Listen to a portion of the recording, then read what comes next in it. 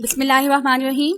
Assalamu alaikum. This is Dr. Shahana, and today we will discuss the second lecture of the course number 616. First of all, the revision of the previous lecture, what we have already learned in the previous lecture. We have go through the definition of the pharmacy practice. We have revised it. We have discussed the pharmaceutical care plan, and now we are able to develop the care plan. Pharmacotherapy interventions basically including the initiation of the new drug therapy or discontinuation of the drug therapy or changing in the dose of the drug or changing in the regimen of the drug or either completely changing of the product. And the main purpose of the pharmaceutical care plan is to educate the patient and to give the accurate medication and enhance the patient or medication adherence. It is the duty of the pharmacist to check the interventions made by the physician.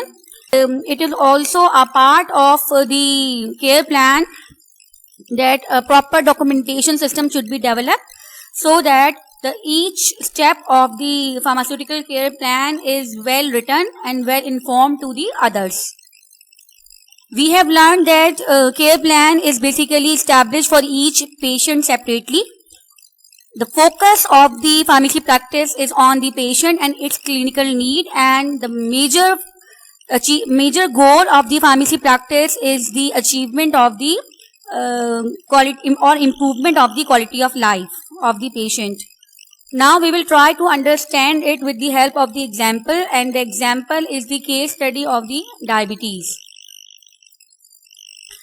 So today's task is the diabetes. You should know what is the diabetes, what are the main symptoms of the diabetes, what are the causes and risk factors, what are the complications and treatments, what are the diet should be taken by a diabetic person, what is the diagnostic procedure, how it can be prevented, and what is the changing in the pharmacotherapy in case of if the patient is pregnant or if a person is a child or a geriatric person. So in different population we will discuss it. So these are the basic headings which you should cover for each type of disease. Whatever we have, we will start the disease. This is the basic idea. आपको इन तमाम जो aspects हैं, जो headings आपको दिखा रहे हैं, ये तमाम हेडिंग्स आप में हर डिजीज की कवर करनी है. And when ever you will discuss the case study regarding it's diagnosis, तो उसमें आपने सब चीजें मेंशन करनी है in your log book. What is diabetes mellitus? Diabetes mellitus is basically a metabolic disease, and commonly it is considered as the high blood sugar. And the most important hormone which is involved in the regulation of the blood, of the glucose or in the blood is the insulin. Insulin moves the sugar molecule from the blood into the cell, and it is either stored or used for the energy. However, with diabetes, the body's ability to make this function through the insulin is not effectively working. यानी insulin के जरिए जो regulation है blood glucose की, वो diabetic person में नहीं हो रही होती है. तो we can say in diabetic person there is not either enough insulin or maybe insulin is present. However, insulin receptors are not there, or there may be a desensitization of the insulin receptors. In short, we can say that the type 1 diabetes mellitus, which is about present in 10% of the people, are due to the reduced concentration of the insulin. However, type 2 diabetes is the diabetes in which there is a resistance to insulin, and the blood sugar level will build up in the body, in the blood. There is also a condition which is also called as pre-diabetic condition, and which is the elevated blood sugar level higher than normal, but it is not enough to diagnose as separate type 2 diabetes. Furthermore, the gestational diabetes is also there, which is basically occur during the pregnancy. Because in some women, there is a tendency that there is insulin production is blocked due to the placenta, and this type of diabetes is the gestational diabetes. And the rare type of diabetes is also there, which is the diabetes insipidus. This is not related to diabetes mellitus, and the only condition is that it has a similar name. Name iska same hai. However, it is not the diabetes condition, and the symptoms are also different from the diabetes. In diabetes insipidus, there is a condition in which the kidney removes too much water from the body, and while diabetes has a unique symptoms. What are these symptoms? Initially, diabetes is a silent disease. शुरू में बिल्कुल नहीं पता चलेंगी symptoms. However, journal symptoms may occur, that is the increased hunger, increased thirst, भूख ज़्यादा लगेगी, प्यास ज़्यादा लगेगी. There is weight loss, and there is the frequent urination. There may be blurry vision. There is extreme fatigue because blood sugar level is elevated. However, cells are exhausted. They don't have glucose because glucose is not moving to the cell due to the decreased concentration of insulin or resistant to the insulin. ठीक है, तो cells जो है, cells को जो है वो insulin नहीं मिल रही. Cells are devoid of insulins. Furthermore, there is increased tendency of the infections. And there may be the urinary tract infections, yeast infection, foot infections. There may be a chance of cataract. The bottom line is that the symptoms are so mild that initially no one can suppose that the person is suffering from diabetes. What are the causes of diabetes?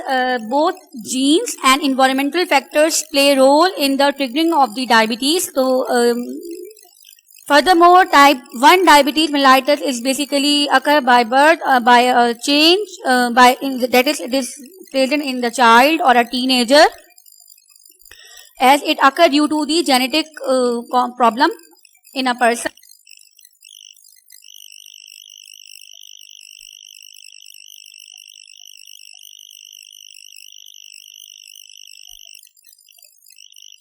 Due to family history, or due to if the person is not physically active. Gestational diabetes is definitely occur if the woman is over age than 25, and the gestational diabetes, in case of gestational diabetes mellitus, the weight of the baby is too high.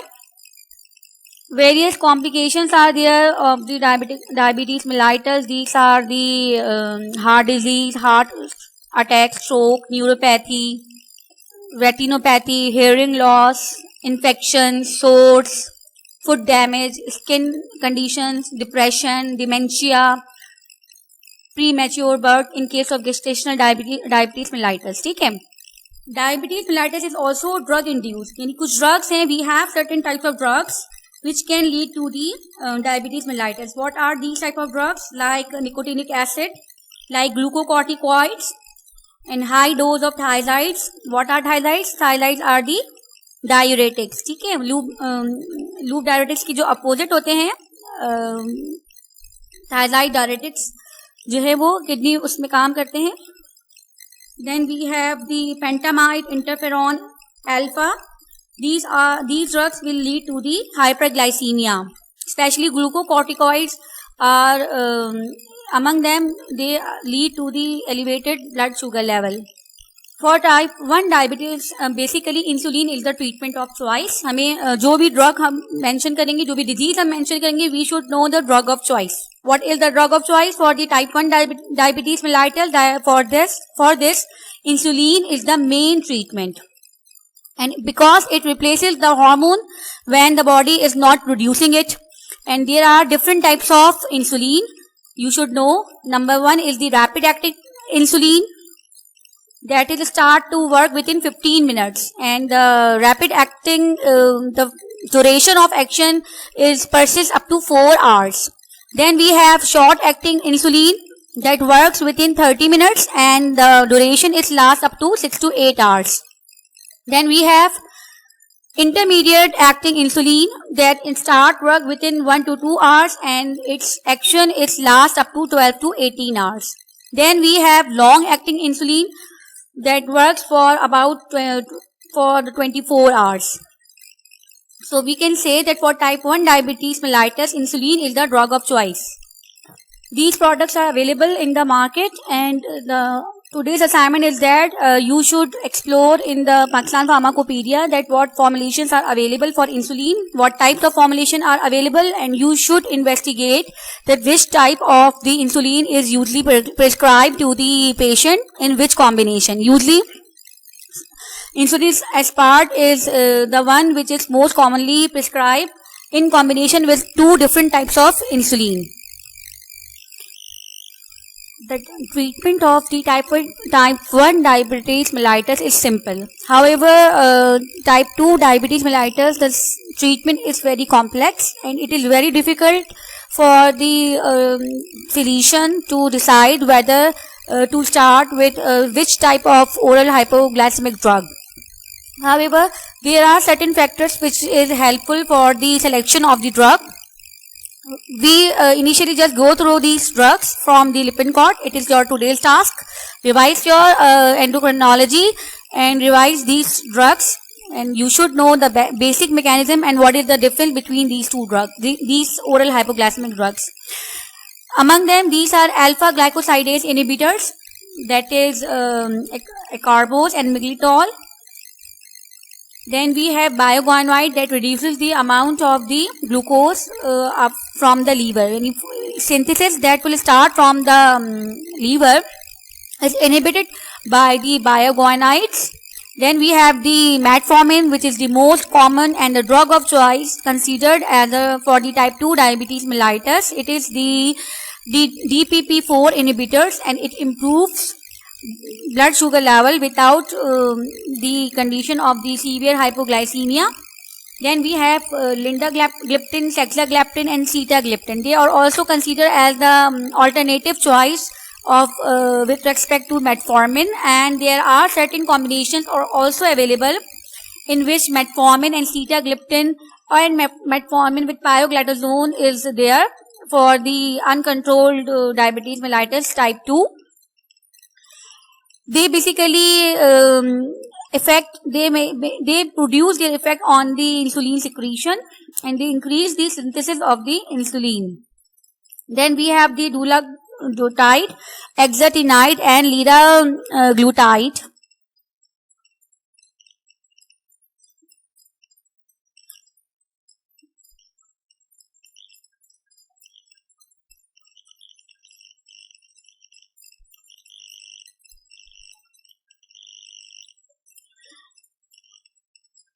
Then we have the SGLT2 inhibitors. They release the more glucose into the urine, and they increases the excretion of the urine, glucose in the urine.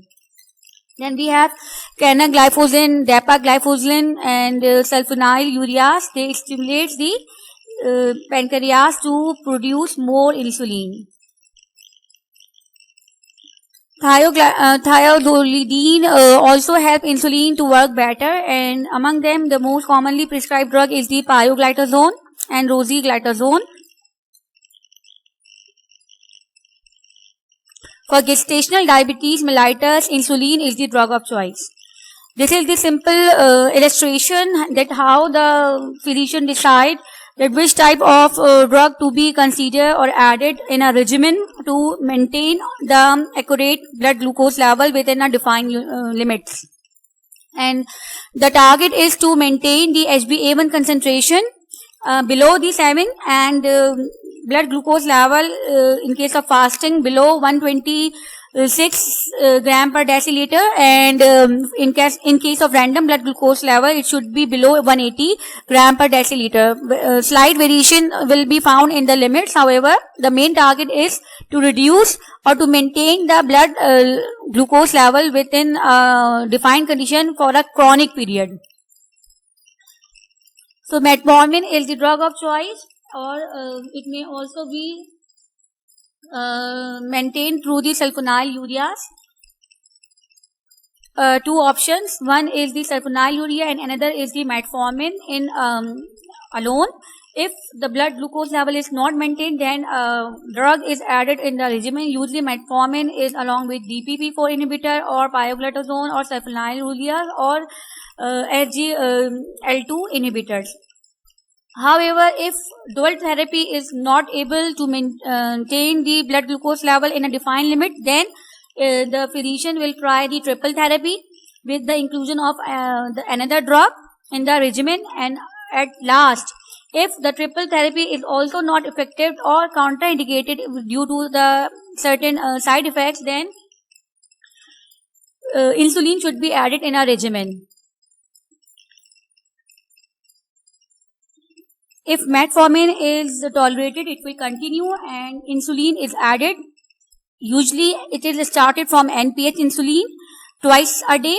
Then it is followed by the long-acting insulin, and the target is to achieve the concentration of HbA1c less than 7. This is the journal guideline, and what is your task? You have to go through the dosage, indication, and differences between different types of oral hypoglycemic drugs through the Lippincott. तो वो आप सब review कर लें, इसके बाद फिर आप केस स्टडी को अच्छी तरह समझ सकेंगे. This is the brief introduction of the diabetes mellitus. Hope you can understand it easily. And this is not enough. You have to read through the textbook as well. Now the case study. In the case study, there is a presentation of 55-year-old patient which has a hyperglycemia. And she is a female having a type 2 diabetes mellitus since 2 years. 2 years. It is she is maintaining on the insulin treatment, and the complaint is that she highlighting that she does not take the medicine regularly, and because sometimes it makes her dizzy. She is facing the symptom of the hypoglycemia after the administration of the insulin injections, which lead to the dizziness. So you have to achieve the rational drug therapy. And what is your goal? First of all, you should check the diagnosis. Diagnosis is correct or not. Confirm it, either it is a type 1 diabetes mellitus or type 2 diabetes mellitus, number 1. Then you should know the pathophysiology of the disease. You should know the basic pharmacology and pharmacokinetics of these drugs, which we have discussed briefly. What you need to control the blood glucose level, and then you have to avoid any adverse effects of the medications, and further you should prevent the complications of the disease. So identify the therapy, that is the drug selection should be checked, its dose and dosing frequency should be checked, and route of administration should be checked, and length of therapy should be mentioned. In this case, as there is an insulin, and if it is NPH insulin, the patient should take twice a day. If oral anti-diabetic agent has been taken by a patient, then it may be a sulfonylurea, that is the glyclazide, or biogonide, that is the metformin. And there may be insulin, which is the short-acting insulin, which is insulin aspart, or intermediate-acting insulin, which is the zinc and insulin suspension. Insulin is mixture or biphasic preparations are available, and the most common type of the biphasic insulin is the 30% insulin aspart mixed with the 70% insulin aspart protamine, and this is already available in an injectable form, and usually it is administered prior to meal. The route of administration is the subcutaneous route. This is available in a syringe form, and as well as in a device form, which is an injection pen device. Once the patient's healthcare needs are defined and the pharmacotherapeutic goals are established, there is a need to go through the decision-making process by identifying a therapeutic regimen. यानी जो भी possible chances हैं कि जो इसमें drugs के हो सकते हैं, वो तमाम आप aspect check करेंगे. Then you have to verify the pharmacotherapy of the disease जो कि हमारे पास मेंशन है इस वक्त diabetes mellitus. Dose is specially checked, and you should counsel the patient to check the blood glucose level prior to meal so that the unit of the insulin will change from person to person, and this will be regulated by its blood glucose level. For patient monitoring, we need a quantitative and qualitative evaluation, and in this case, we should record the glucose level on daily basis, and on chronic basis, HbA1c should be determined. What are the side effects of the medication? There may be GI upset, there may be nausea, vomiting, cramp in the stomach. There may be hypoglycemic attacks because oral insulin is liable to decrease the blood glucose level profoundly. उसमें problem ये हो सकती है कि there may be a severe hypoglycemic attack.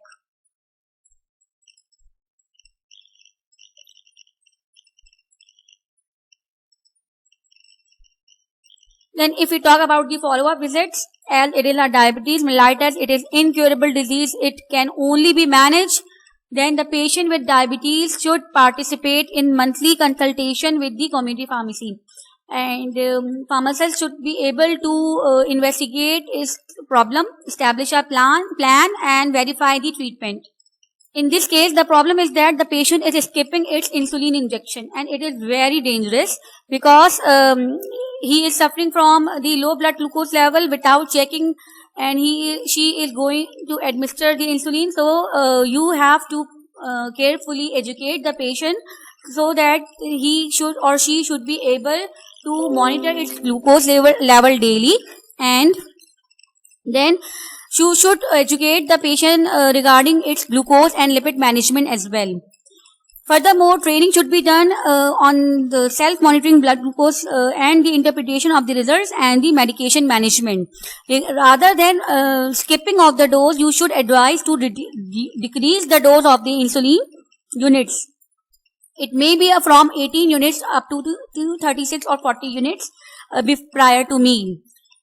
And then after that, you should advise the patient for the follow-up visit and the visit to its physician or the diabetologist. Make sure you should counsel the patient that for the healthy and good quality of life, it should be mandatory to check the blood glucose level at its home, and there may be continuous checking of the HbA1c. In Google class, I will post several type of the case studies regarding the diabetes mellitus. Now you should solve these case studies depending upon the condition mentioned in the case study, and then we will discuss in the second class or either in a physical class that what problems you are facing for the handling of the case study of the diabetes mellitus. Thank you. It's all about for today's.